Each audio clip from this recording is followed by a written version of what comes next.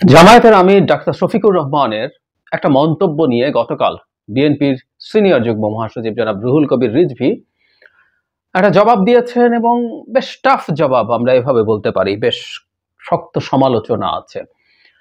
আমরা একটু মন্তব্যটা নিয়ে কথা বলি এবং আসলে বিএনপি এবং জামায়াতের কেমিস্ট্রিটা এখন কেমন এবং ভবিষ্যতে বাংলাদেশের রাজনীতির পথরেখা কেমন দাঁড়াতে পারে এই দুটো দলকে যদি আমরা বিবেচনায় নেই, সেটা নিয়ে একটু কথা বলতে চাই। এবং এটা একটা গুরুত্বপূর্ণ বিষয় যে সামনে আমাদের রাজনীতি মূল ধারাগুলো কেমন হবে সেটার একটা আলামত সম্ভবত আমরা এর মধ্যে খুঁজে পাবো।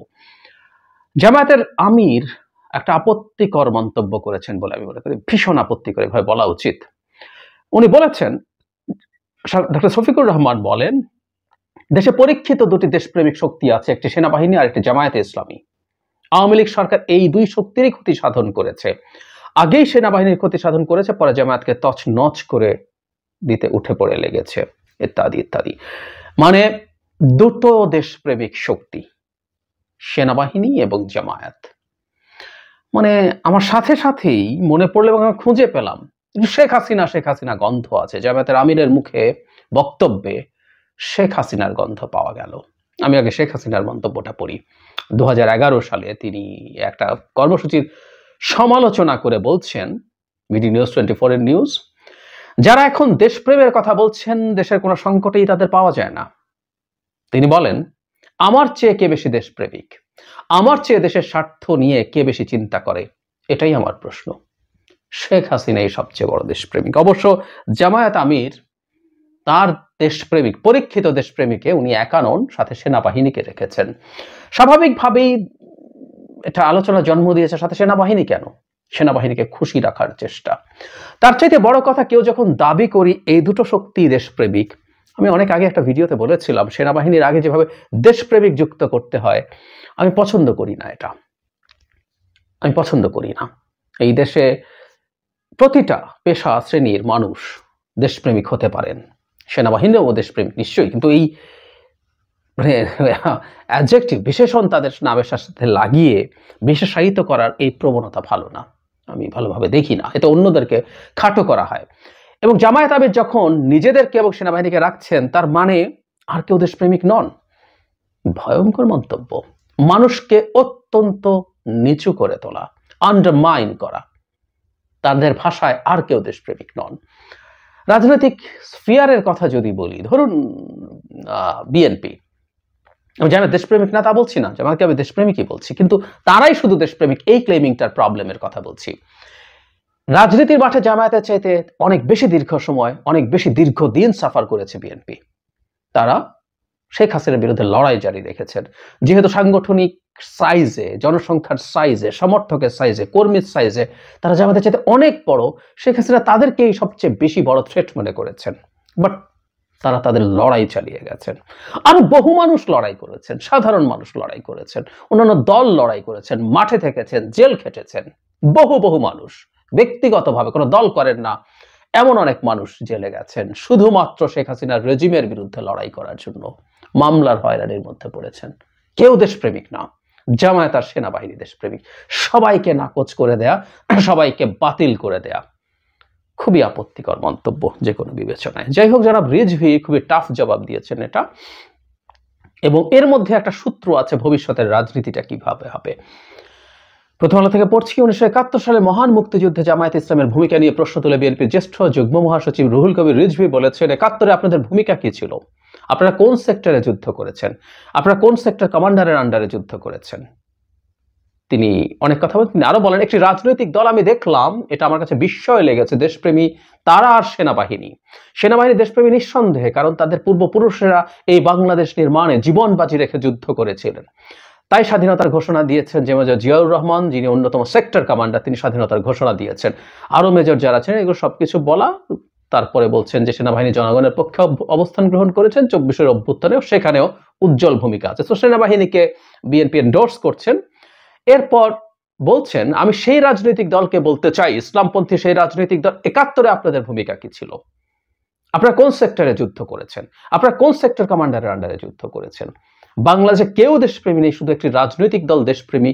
এই ধরনের বিভ্রান্তি আপনারা তৈরি করলে মানুষ হাসবে, মানুষ হাসি ছাড়া আর কিছু দেবে না। এটুকুই যথেষ্ট। বেশ টাফ জবাব এবং ৭১-এর বয়ান বিএনপি সামনে এখন বেশ জোরে সোরে আনছেন। কিছুদিন আগে ফোরাম ফর বাংলাদেশ স্টাডিজ বলে একটা প্রতিষ্ঠান আছে, আমি নিজে ওই প্রতিষ্ঠানটার একজন প্রতিষ্ঠাতা সদস্য। আমরা একটা অনুষ্ঠান আয়োজন করেছিলাম, চেষ্টা ছিল আমাদের সব মানুষকে, আমরা যে মানে ৩টা শব্দ আমাদের থিম ছিল, ঐক্য, সংস্কার, নির্বাচন। সো ঐক্যের একটা ডায়ালগের চেষ্টা ছিল। যাই হোক, সেখানে বিএনপি মহাসচিব এসছেন, সেখানেও তিনি খুব জোর দিয়ে ৭১-কে ধরে রাখার আলাপ এনেছেন। এবং সাম্প্রতিক সময় আমরা খেয়াল করব বিভিন্ন ক্ষেত্রে যখন স্টুডেন্টরা বা আর কেউ ২০২৪-কে দিয়ে ৭১-কে ধামাচাপা দিতে চায় বা এক ধরনের প্রবণতা দেখা যায়, বিএনপি সেটাকে প্রটেস্ট করে, তখন তারা খুব জোরে সোরে বিএনপি ৭১-কে সামনে নিয়ে আসে। রাইটলি এটা, ইনফ্যাক্ট এটা রাজনীতি, এটা বুঝতে পারতে হবে। ৭১-এ বিএনপির গ্লোরিয়াস হিস্ট্রি আছে। বিএনপির যিনি প্রতিষ্ঠাতা, তিনি স্বাধীনতার ঘোষক, তিনি সেক্টর কমান্ডার, তিনি শেষ দিকে এসে ৩টা ফোর্সের একটা জেড ফোর্স, সেটার নেতৃত্ব দিয়েছেন। সো ৭১-এর যে লেগেছে বিএনপি সেটা গর্বের সাথে নিতে পারে। নট অনলি দ্যাট, রণাঙ্গনে অস্ত্র হাতে যুদ্ধ করা অনেক বেশি মুক্তিযোদ্ধা ইভেন আওয়ামী লীগের চাইতে তুলনামূলকভাবে অনেক বেশি আছে বিএনপিতে। সো বিএনপি সেটা ক্লেইম করে এবং খুব স্বাভাবিকভাবে যেটা হয়েছে, জামায়াতের ৭১-এ প্রশ্নবিদ্ধ ভূমিকা আছে, খুবই টাফ ভূমিকা। আমি একটা ভিডিও করেছি। ফৌজদারি অপরাধগুলো বাদ দিলেও নৈতিকভাবে দানবীয় পাকিস্তানি সেনাবাহিনীরও পক্ষে থাকা বা অখণ্ড পাকিস্তানের পক্ষে থাকা, যখন তারা বাংলাদেশের মানুষের ওপরে ভয়ঙ্কর রকম গণহত্যা এবং মানবতা বিরোধী অপরাধ, যুদ্ধাপরাধ করছিল, তখনও নৈতিক সমর্থন দেওয়াটা একটা বড় ভুল না, অপরাধ। সো জামায়াত চাইবে ৭১-কে সরিয়ে রাখা এবং বিএনপি তার রাজনীতির কারণেই ৭১-ই সামনে আনছে আবার জামায়াত, যাতে এই ব্যাপারটাকে কিভাবে ডিল করে দেখা। যাই হোক, যেটা বলছিলাম এর আগেও, এখন না, আমরা একটু যদি পেছনে ফিরে যাই, আমরা দেখব জামায়াতের আমিরই প্রথম শুরু করেছিলেন ৫ আগস্টের পর, যে মানে আমি এক্সাক্ট ওয়ার্ডিং মনে নেই, মানে এক জালিম গেছে আরেক জালিম আসছে, এরকম একটা ইঙ্গিত বিএনপির প্রতি করেছিলেন বিভিন্ন জায়গায়। এবং পরবর্তীতে আমরা দেখেছি যে বিএনপির প্রতি এক ধরনের ইঙ্গিত তাদের আছে। শুধু সেটা না, আসলে এক ধরনের মেরুকরণের আলাপ শোনা যাচ্ছে, আমি নিশ্চিত নই কিন্তু শোনা যাচ্ছে, এবং সেটাই আমরা সামনে হয়তো দেখতে পারবো, যে ছাত্রদের সাথে জামায়াত এবং ইসলামপন্থী দলগুলোর এক ধরনের জোট তৈরি হওয়ার প্রবাবিলিটি তৈরি হয়েছে। এবং বৈষম্য বিরোধী ছাত্র আন্দোলন যে সব জামায়াত বা যে ধরনের সাংগঠনিক কাজ করে, মিছিল করে, তার মধ্যে জামায়াত এবং ছাত্র শিবিরের অনেকে ওখানে ইনভলভড আছে। আমি আবারও বলছি, আমি নিশ্চিতভাবে বলছি না, আমি আবার একেবারে উড়িয়েও দিচ্ছি না, কারণ আমি খুবই ভালো সোর্স থেকে এটা জানতে পেরেছি। সো তাদের মধ্যে এক ধরনের অ্যালাইনমেন্ট আছে, এবং আমরা প্রকাশ্যেও যেসব আসে সেসব ক্ষেত্রেও দেখতে পাই। যেমন ধরুন, রাষ্ট্রপতিকে অপসারণ প্রশ্নে জামায়াত প্রতিবাদ করেনি, এটা আমাদের খুব স্পষ্টভাবে মনে পড়ে। শুধু সেটা না, আমি দেশের দৈনিক একটি পত্রিকার রেফারেন্স দিয়ে গতকালই একটা ভিডিও করেছি, সেখানে খুব স্পষ্টভাবে দেয়া ছিল এই যে তাদের প্রক্লেমেশন অফ, তাদের ভাষায় রেভলিউশন, বিপ্লবের ঘোষণাপত্র, সেটা দেওয়ার ক্ষেত্রে জামায়াতের নীরব সম্মতি ছিল আরও অনেকগুলো দলের। ফলে এখন আমরা দেখতে পাচ্ছি যে মাঠে একটা মেরুকরণ তৈরি হয়েছে।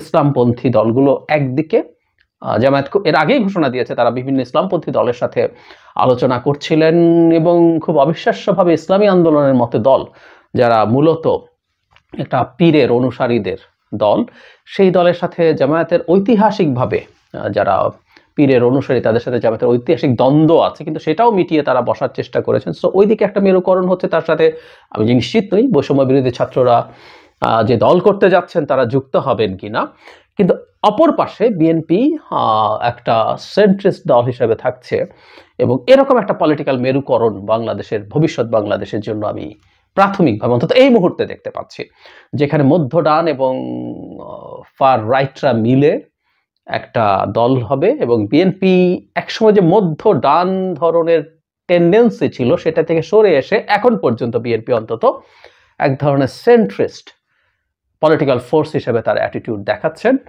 এবং জামায়াতের বিরুদ্ধে তারা যখন ফাইট করতে যাচ্ছেন, তখন যেহেতু এখনও বেশ কিছু ইডিওলজিক্যাল ডিবেট আছে, সেখানে তারা ৭১-কে ডেকে আনছেন যাতে জামায়াতের সাথে তার এই রাজনৈতিক লড়াইটাতে তারা বেটার অবস্থানে থাকতে পারেন।